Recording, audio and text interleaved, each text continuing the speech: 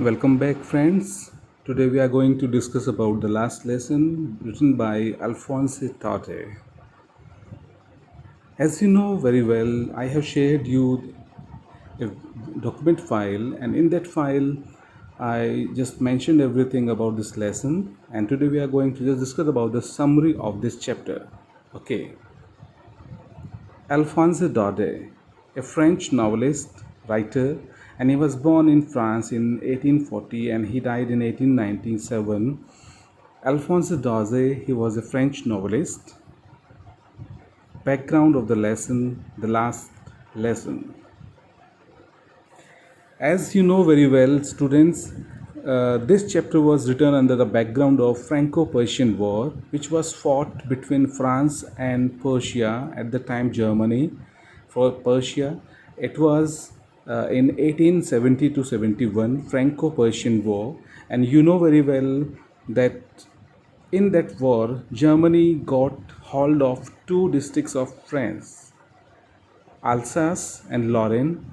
These were the two French districts which got into the hand of Germany.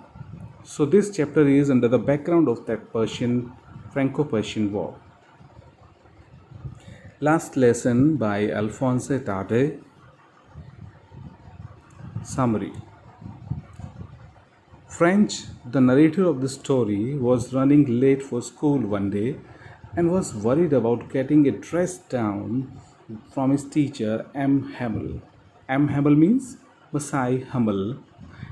It was the full name of the teacher, Masai Hamel, and French was very afraid of his teacher because he has not done his work assigned to him by his teacher. He was supposed to do work on participle. He has to recite the rules of participle in the classroom, and he doesn't know even a single word of these. That's why he was very much afraid of getting punishment. One more thing, that day he was very late for school, and that's why he could not be on time. He had not learned the rules of French participles like M. Hamel had asked them to do, and that's why he was afraid. As French hurried to the school, he noticed a crowd in front of the villagers' bulletin board. Villagers were looking at something on the bulletin board, and he thought I should look. But as he was late for school, he subdued his feeling and ran towards the school. When he reached outside the school, French could not hear the usual bustling sounds heard at the beginning of a school day.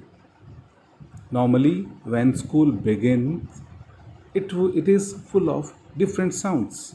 Maybe commotion to get the favorite seats, maybe the sounds created by moving of desks and benches. But that day it was very calm. There was not a single sound that was coming out of the school. So first he thought it must be a Sunday. The stillness worried French even more as he had hoped to slip in unnoticed in the commotion. He thought if the teacher is late in the class, he can get into the class without seeing. But now everything is quite calm.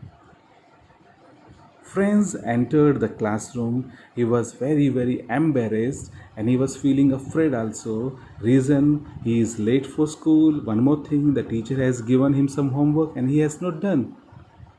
But he was surprised when Messiah Hamel kindly asked him to take his seat.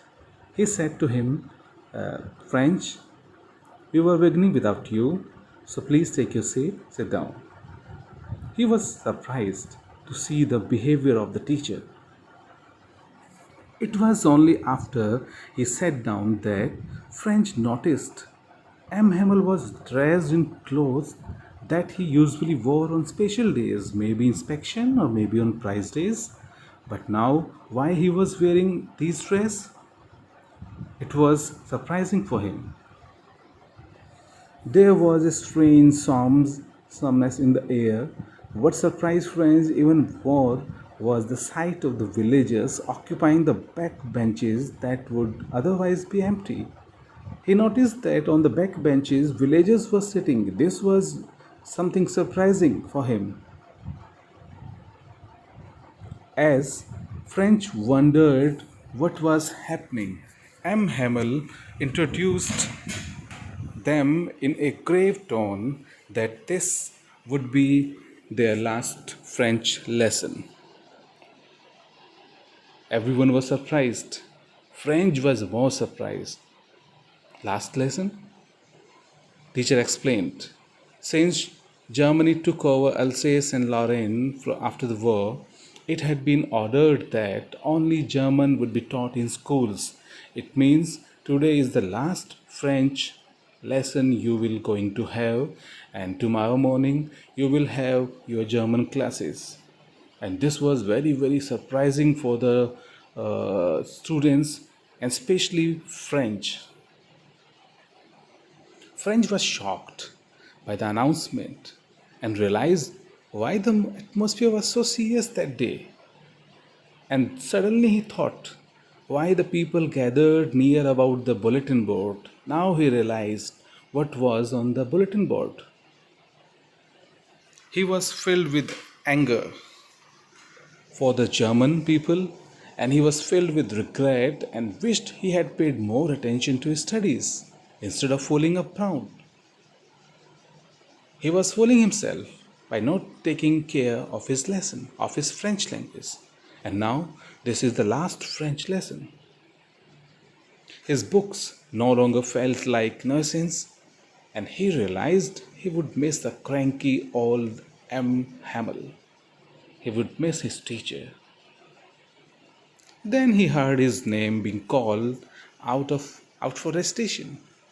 It was French's turn to recite the rules of participle which were given to him by his teacher, and he has to recite without any mistake in front of all the students and villagers the rules of participle.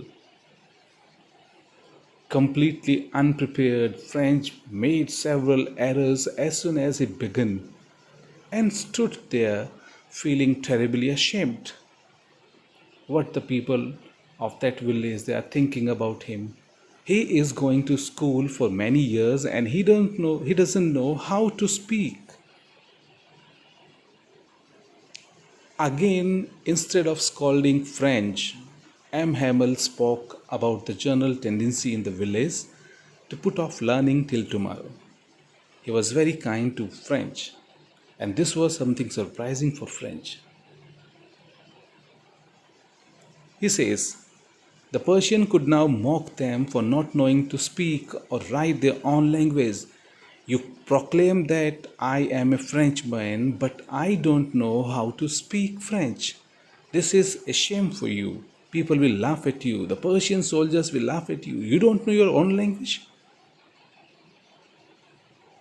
But M. Hamel went on to say how it was not just French's fault. It was not only the faults of the students, but many more he has to blame. He says, French parents were guilty too. They preferred that he should work on a farm or a mill rather than attend the school.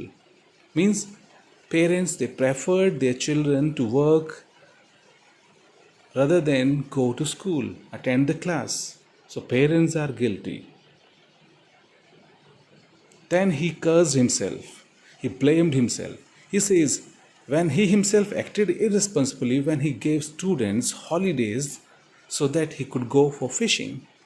So he also blamed himself for this condition. Then French spoke about French language. M. Hamel spoke about French language. It was the most clear and logical language, and they must guard their own language. He says French is the clearest, the most logical, and we must guard it among us. And he also said one thing, if you are connected to your language, your mother tongue, it is just like a key to prison. By doing so, they would have retain at least one part of the freedom. While they continued with the lessons for the day, all the students, along with villagers, French found himself paying attention to every word that M. Hamel uttered. Whatever M. Hamel said about French, that quote by French, he understood everything. It means before that he could not understand even a single word, but now he was getting everything. It means it is the game of proper attention. Now he is paying attention to the class. M. Hamel too taught with zeal like never before. He was very, very sad and he wanted that I can give all the lesson, all the learning about French in one stroke to the students. That's why he was feeling very, very sad. Plus, he had a certain feeling of putting in their minds everything about French. At one point, French looked up from his work and saw Masai Hamel gazing at everything as if he was trying to take a mental photograph of everything he could see. He was looking to some corner, then the other corner. He was just trying to fix everything in his mind. It was deeply emotional moment for M. Hamel to leave behind 40 years of hard work. He was working in the school for about 40 years and he taught generations. Even villagers seemed to be overcome with emotion. They were extremely emotional. They just gathered there to just pay a tribute, say thank to the teacher. Finally, after reading, writing, the lesson ended, M. Hamel stood up to speak. He wanted to speak something to the students, villagers. He says, I, but he could not speak. He was extremely emotional. Words were stuck in his throat. He only managed to write Vive la France on the blackboard and dismissed the class with a wave of his hand. Vive la France means goodbye, France, and this is all about the chapter, the last lesson by Alphonse Daudet, and he has clearly mentioned in this chapter, if you are ready to serve your language, if you are connected to your mother tongue, you can get freedom in future. Remember one thing, your mother tongue is key to prison. Thank you. Have a nice day.